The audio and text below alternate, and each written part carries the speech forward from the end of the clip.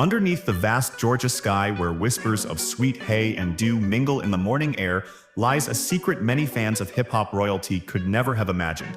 A sprawling southern sanctuary owned by none other than Nas, the lyrical legend who once turned the grit of Queensbridge into poetic gold. But what appears on the surface to be a peaceful countryside estate is, in fact, the culmination of decades of hard-earned battles, silent victories, and a transformation that reshaped what luxury and legacy mean for a street-raised poet turned global icon. As our cameras roll through the gravel-lined path of Nas's Decatur farm, it's not just a tour through acres of carefully cultivated land. It's a journey through time, struggle, vision, and reinvention.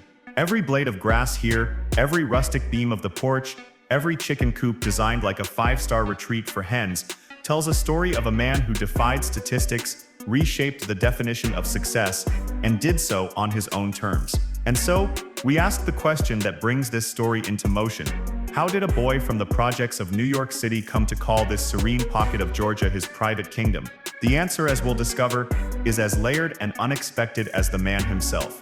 Born as Nasir bin Oludara Jones on September 14, 1973, in the heart of Queens, New York, Nas's life began in the shadows of brick towers and broken systems, where survival wasn't guaranteed and dreams often died young.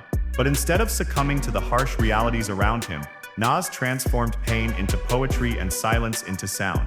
His father, Oludara, was a jazz musician whose influence introduced young Nas to rhythm and storytelling, while his mother, Fanny Ann Jones, a postal worker, embodied quiet strength. Dropping out of school at the age of 13 might have spelled the end for many, but for Nas, it marked the beginning of a different kind of education, one learned on stoops, in ciphers, and through the raw symphony of life on the streets. His brother, Jabari Jungle Jones, brought him into the circle of Queensbridge rap battles, and from there his voice began to rise above the noise. In 1991, the world took its first real notice when Nas delivered an electrifying verse on Main Source's Live at the Barbecue, a performance that sent shockwaves through the underground and made critics take note of a new lyrical force. That force erupted into history in 1994 with the release of Illmatic, an album that wasn't just a debut, it was a cultural earthquake. At only 20 years old, Nas delivered a masterpiece that the New York Times would call a streetwise inner-city Bible, while Rolling Stone hailed it as one of the greatest rap albums of all time. This wasn't just the beginning of a career, it was the coronation of a street prophet who would go on to redefine the soul of hip-hop for generations to come. As the rap game evolved in the late 90s, so too did the battles within it, and for Nas, the next chapter of his legacy would be written not only with verses, but with fire. The stage was set for one of the most explosive rivalries in hip-hop history, Nas versus Jay-Z, a lyrical war that transcended music and symbolized the generational and territorial rift in New York's rap dominance. While Nas faced label politics, creative shifts, and industry pressure, Jay-Z's rise to commercial supremacy began to cast long shadows. In 2001, Nas answered with Ether, a diss track so potent it didn't just reclaim his spot at the top, it became a cultural touchstone, a battle cry for artists demanding authenticity over polish. With lines that cut deep and delivery that echoed his gritty roots, Ether wasn't just about retaliation, it was about restoration. The track reignited interest in Nas, elevated his relevance, and solidified his role not as a commercial darling, but as the people's champion.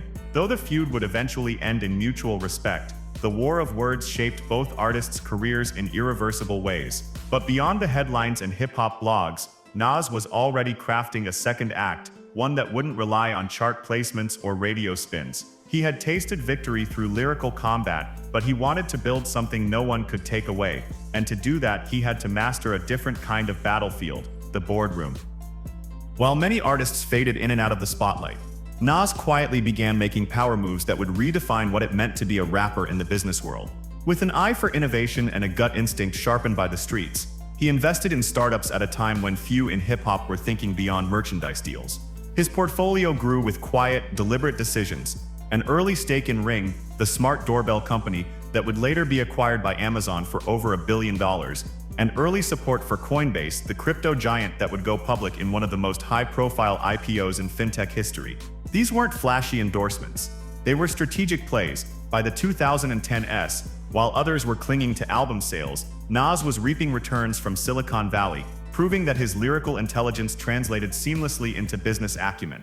Real estate, equity ventures, tech, all became tools in his evolving empire. His dual identity as artist and investor didn't just pad his bank account, it redefined his brand. Nas wasn't just surviving the changing tides of the music industry. He was thriving because he understood that longevity wasn't about being loud, it was about being smart. This shift laid the foundation for the lifestyle he would later embody, not as a man chasing fame, but as one crafting legacy on his own terms. Nestled in the southern heartland of Decatur, Georgia, is a property that might surprise even Nas's most loyal fans, a luxurious but understated farm that stands as both a retreat and a testament to the man behind the music. Pulling up to the property is like entering another universe: rolling hills, a long driveway flanked by whispering trees, and a main house painted in warm earth tones with wraparound porches that invite you to sit, sip sweet tea, and let time slow down. But this isn't just a vanity purchase or a weekend escape. This is a working, breathing piece of land complete with stables, gardens, and a barn, so picturesque it belongs on the cover of a coffee table book. Inside, the home is grounded in personal hardwood floors, curated art from Nas's travels, and pieces by up-and-coming black artists he supports. The kitchen blends high-end appliances with reclaimed wood and copper fixtures, a nod to both Southern heritage and modern taste. Outside, the farm blossoms with intention: vegetable gardens that could feed a village, fruit trees in neat rows, a chicken coop that resembles a boutique spa, and horses that roam like they own the place. Somewhere on the land, there's a fishing pond where Nas reportedly disappears for hours with nothing but silence and a beat looping in his mind. Here, amid the green, he hosts jam sessions, sunrise workouts, and low-key barbecues with industry legends like Rick Ross and DJ Khaled.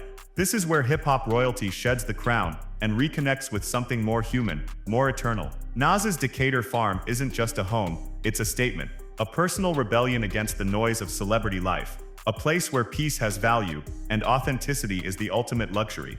If Decatur represents Nas's soulful sanctuary, then his Calabasas mansion is where his empire flexes with West Coast flair and opulence. Purchased in November 2021 for $3.5 million, the 10-acre estate isn't just a house, it's a lifestyle statement, built for both escape and elegance. From the moment the double doors open, visitors are greeted by towering 10-foot ceilings, limestone floors, and windows that drench the space in golden California light.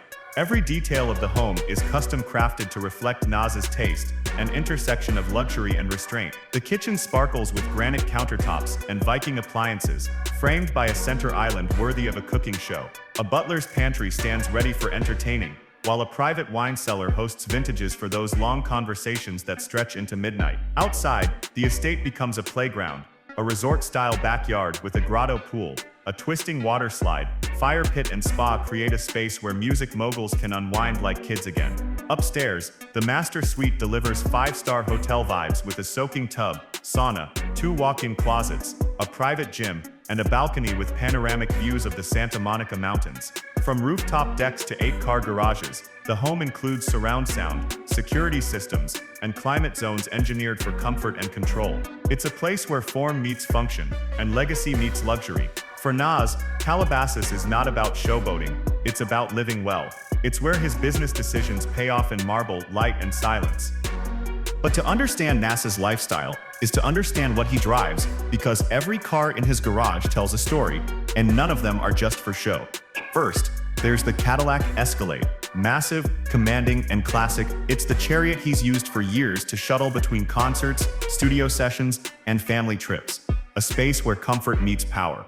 Inside, plush leather hugs every corner, and the Bose sound system thumps to the beat of his own discography as the V8 engine hums like a meditation machine. Then comes the custom purple BMW M3, a flashier but no less meaningful ride. This isn't just a fast car, it's a performance icon dipped in royalty, a nod to his unique place in hip-hop. He's been spotted driving it along the Pacific Coast Highway with industry friends, the engine singing over the sound of laughter and shared stories. But it's the 1988 AMG Mercedes 190E that stands out the most, a vintage motorsport legend that reflects Nas's reverence for history. It's not for everyday use, it's a weekend ritual, a sacred relic. When he takes it out, it's deliberate. The analog steering, the rich scent of old leather, the mechanical growl, it's all part of a driving experience that feels as timeless as his lyrics. These aren't just cars. They're mobile reflections of NASA's evolution, from the streets to the suites, from survival mode to curated legacy. By 2025, NASA's empire is estimated at over $80 million, but what's truly astonishing is how quietly and wisely it was built. Unlike peers who relied solely on album sales or endorsement deals, NAS diversified early, placing seeds in places that would bear fruit long after the charts stopped spinning. One of his sharpest plays came in 2014, when he backed a then-unknown startup named Ring. That bet turned into millions when Amazon swooped in with $1 billion buyout. But NAS didn't stop there. He created Queensbridge Venture Partners, through which he invested in over 100 companies, Dropbox, Coinbase, Lyft, and even international lifestyle brands that align with his taste and image. Beyond tech, NAS made key decisions that insulated his wealth, owning his masters from the jump, securing royalties from timeless tracks, and maximizing touring profits with merch sales that sold out in minutes. Every album cycle, every live show, every limited edition t-shirt became an opportunity to reinvest, not just a moment to celebrate. With an artist's heart and a CEO's mind, NAS quietly outmaneuvered the industry, turning every risk into leverage, every setback into a long play. While others chased the spotlight, he built an empire that thrives in silence, fueled by residuals and decisions made decades ago. It's the blueprint of sustainable stardom, and NAS wrote it before anyone knew to read it. For all the wealth and acclaim, NAS's most powerful legacy may lie in what he gives away, not for headlines, but from a deep personal sense of responsibility. His philanthropy is quiet but far-reaching, rooted in a belief that those who rise must lift others with them. One of the most profound examples came in 2010, when he and Damian Marley pledged all proceeds from their collaborative album, Distant Relatives, to African charities, funding education, healthcare, and sustainable farming across the continent. NAS's commitment to youth empowerment is equally strong. Through Pond's Records, a non-profit music program, he mentors underprivileged kids, offering free access to professional equipment, production training, and business insight.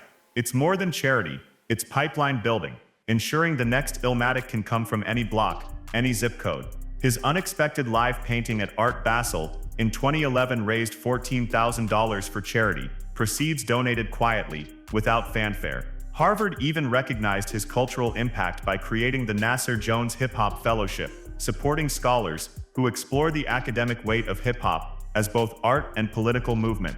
Across all efforts, the thread remains the same: authenticity.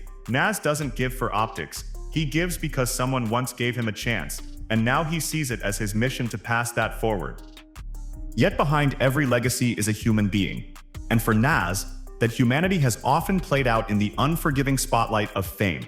Becoming a father at just 20, Nas welcomed his daughter Destiny with then-girlfriend Carmen Bryan in 1994, only for their relationship to later unravel amidst scandal.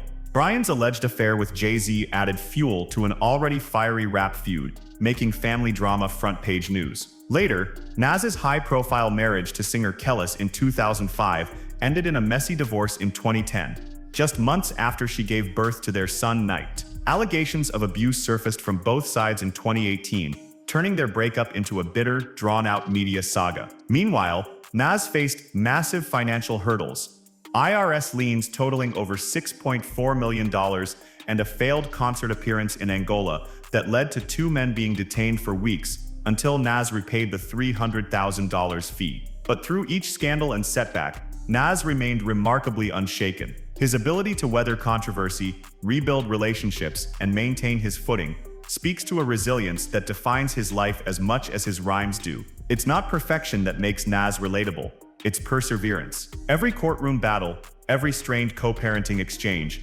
every tabloid headline adds dimension to a man who built an empire from adversity, and through it all, the music never stopped. In the final measure of Nas's extraordinary journey, what stands out most isn't the platinum plaques, the Calabasas Palace, or the multi-million-dollar portfolio.